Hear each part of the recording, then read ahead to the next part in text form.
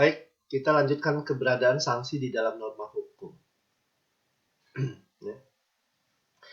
Ketaatan pada kaidah hukum bukan semata-mata didasarkan pada sanksi yang bersifat memaksa, tetapi karena memang didorong oleh alasan kesusilaan dan kepercayaan. Karena di dalam norma hukum tidak setiap normanya disertai dengan sanksi. Ada norma hukum yang tidak disertai dengan sanksi, yang dikenal dengan lex imperfecta. Yang seperti apa norma hukum yang tidak disertai dengan sanksi? Kita lihat pasal 298 KUH Perdata. Di dalam pasal 298 KUH Perdata itu mengatakan bahwa seorang anak harus menghormati orang tuanya. Nah, kalau itu tidak dilakukan oleh si anak, apa sanksinya? Nggak ada. Ya. Undang-undang tidak mengatur sanksinya. Ini sama dengan norma kesopanan, norma kesusilaan.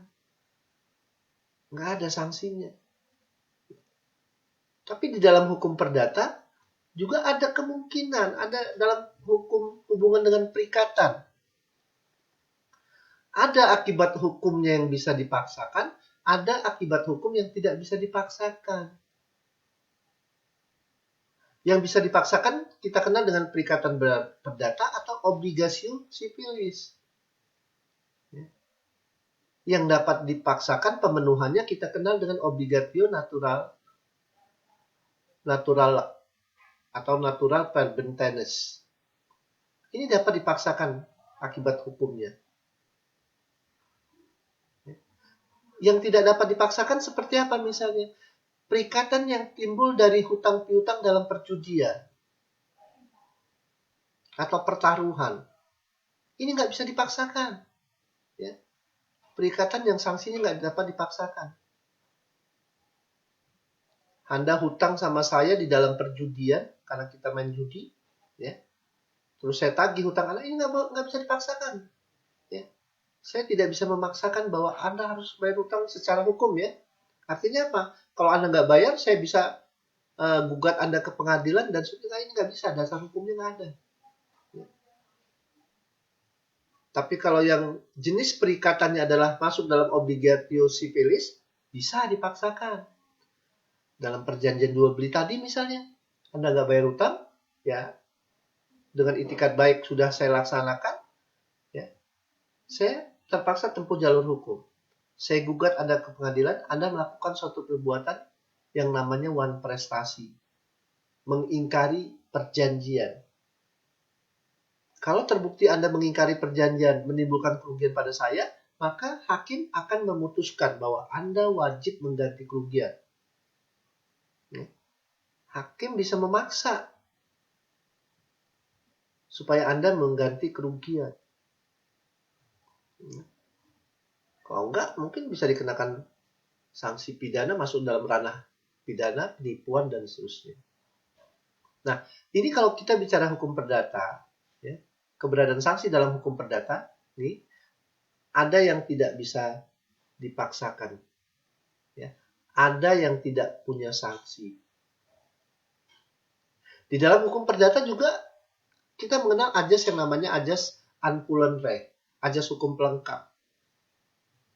Ajas anpulen re atau ajas hukum pelengkap ini menyatakan bahwa kita boleh menyimpangi aturan hukum yang telah ditentukan oleh undang-undang dengan cara kita membuat aturan hukum sendiri. Ini boleh, tidak ada sanksinya nih. Ya, tidak ada sanksinya. Kalau kita melanggar pasal undang-undang itu sendiri. Misalnya Anda lihat pasal 1477. 1477 mengatur tentang penyerahan dalam perjanjian jual beli. Dalam perjanjian jual beli, penyerahan dilakukan di mana barang berada pada saat perjanjian dibuat. Ya. Kalau perjanjian kita buat di kelas ini, barang sebagai objek perjanjiannya ada di rumah saya. Anda sepakat beli barang itu, maka penyerahannya di rumah saya. Anda ambil barangnya di rumah saya. Ini ketentuan undang-undang 1477. Tetapi ketentuan undang-undang seperti ini boleh tidak kita ikuti, boleh kita simpangi. Bagaimana caranya? Kita buat aturan hukum sendiri. Anda minta barangnya diantar ke rumah Anda. Saya sepakat, maka aturan undang-undang tidak kita pergunakan. Yang kita pergunakan adalah aturan hukum yang kita buat sendiri. Ini boleh. Karena memang di dalam hukum perdata ada yang sifatnya mengatur. Tapi kalau di dalam hukum pidana, ya, keberadaan sanksi dalam hukum pidana kita lihat nih. Ya. Di dalam hukum pidana ada perbuatan yang pada hakikatnya merupakan pelanggaran hukum, tetapi tidak bisa dikenakan sanksi hukum. Karena dia masuk alasan pembenar dan alasan pemaaf.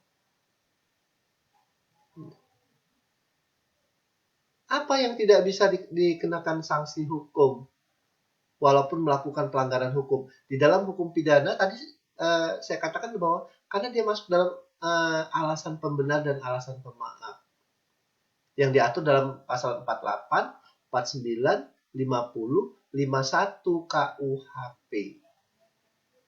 Ya. Sekarang kita lihat dimulai dari yang pertama, alasan pembenar. Ya. Alasan pembenar yang pertama yang namanya keadaan darurat atau not to start.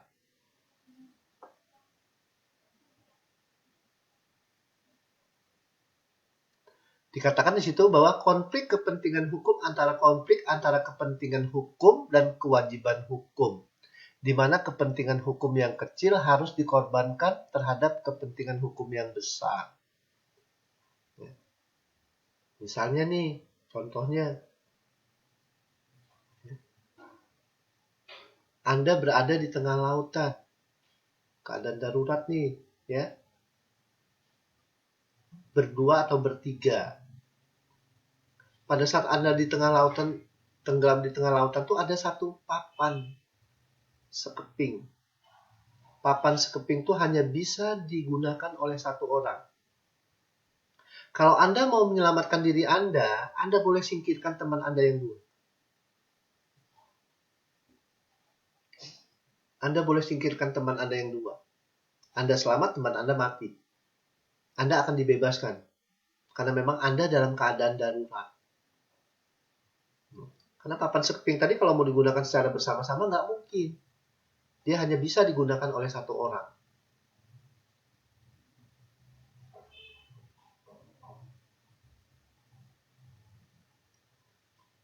Kemudian yang kedua apa? Kita lihat pasal 49, pembelaan terpaksa.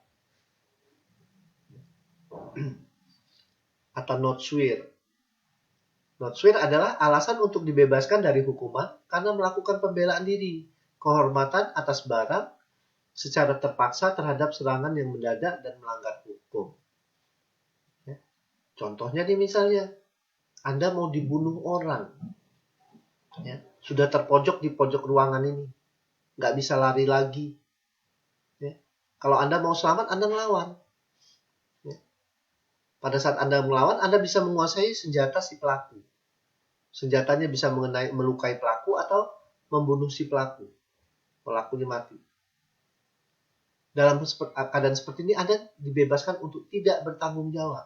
Karena memang Anda dalam keadaan terpaksa. Melaksanakan pembelaan terpaksa.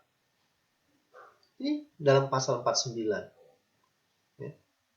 Tapi kalau Anda masih bisa terpojok di ruangan, masih bisa lari, ya, tidak masuk dalam kategori pembelaan terpaksa. Pembelaan terpaksa memang Anda betul-betul terpojok, nggak bisa lari lagi, sehingga kalau Anda mau selamat, Anda harus melawan. Ya. Pada saat Anda melawan, senjatanya bisa Anda kuasai, maka si pelaku luka atau mati. Anda bebas untuk bertanggung jawab. Kemudian pasal 50 apa? Mengatur tentang melaksanakan ketentuan undang-undang. Ya. Apa yang dimaksud dengan melaksanakan ketentuan undang-undang? Kita lihat di sini. Melaksanakan undang-undang tidak hanya terbatas pada melakukan perbuatan yang diperintahkan undang-undang saja, akan tetapi meliputi juga perbuatan-perbuatan yang dilakukan atas wewenang yang diberikan oleh undang-undang. Yang seperti apa misalnya? seorang hakim memutuskan si terdakwa terbukti bersalah dihukum penjara misalnya setahun, 2 tahun, 3 tahun. Bali hakim membatasi kebebasan orang untuk hidup. Ya. Boleh. Ya. Karena hakim melaksanakan perintah undang-undang. Ya. Perintah yang telah diberi wewenang oleh undang-undang kepada hakim untuk memutuskan orang di pidana, di penjara. Tapi coba kalau kita, ya, Anda nyekap teman Anda 1 hari atau 1 jam, 2 jam, Anda bisa dilaporkan melakukan tindak pidana. Ya.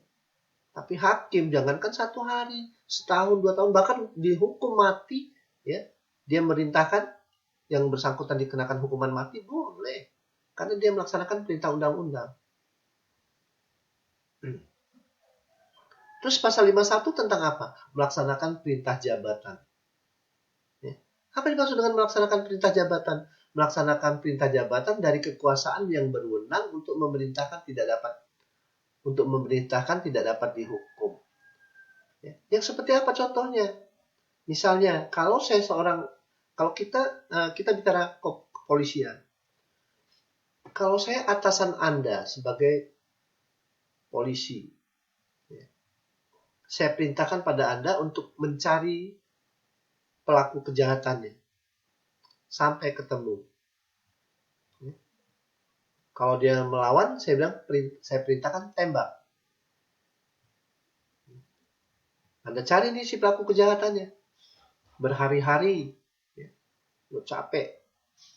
Suatu saat ketemu nih pelakunya. Anda tangkap, misalnya akan Anda tangkap. Dia ngelawan misalnya. Ya. Terus Anda tembak. Anda akan dibebaskan untuk tidak bertanggung jawab. Tapi dengan catatan, melawannya seperti apa? Dia menggunakan senjata enggak? Ya. Ternyata dia tidak menggunakan senjata. Enggak boleh, enggak masuk pasal 51. Ya. Dia melawan kalau dia menggunakan senjata juga. Tapi kalau dia tidak menggunakan senjata, jangan ditembak. Dilumpuhkan aja dulu. Ya. Atau dengan alasan mau melarikan diri. Ya. Saya perintahkan kalau dia melawan, melarikan diri, tembak. Mau melarikan diri. Ya. Terus Anda tembak. Dengan alasan Anda bilang dia mau melarikan diri. Itu akan dipelajari juga oleh hukum. Benar nggak mau melarikan diri? Masuk nggak dalam ranah pasal 51? Ternyata jarak tembaknya hanya 5 meter, 10 meter. Nggak masuk. Ya. Kalau 5 meter, 10 meter ya dikejar dulu si pelakunya. Dijatuhin dulu. Bukan langsung ditembak. Atau Anda bilang karena dia mau melarikan diri. Setelah dipelajari ternyata pelurunya dari depan. Mana ada penjahat yang larinya ke tempat kita sebagai polisi. Karena pelurunya dari depan kan berarti kita berhadapan.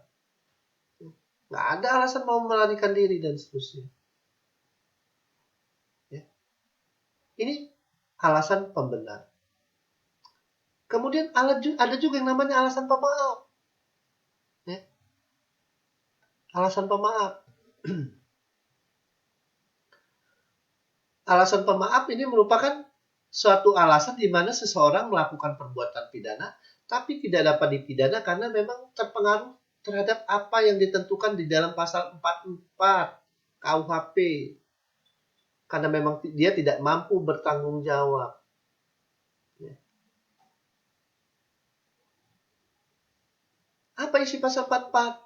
Kita lihat, barang siapa melakukan perbuatan yang tidak dapat dipertanggungjawabkan kepadanya disebabkan karena jiwanya cacat dalam tubuhnya atau terganggu karena penyakit tidak dipidana.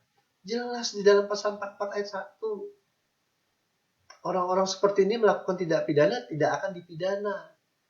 Siapa orang-orang yang dimaksud? Karena cacat jiwanya, orang gila. Karena terganggu karena penyakit misalnya.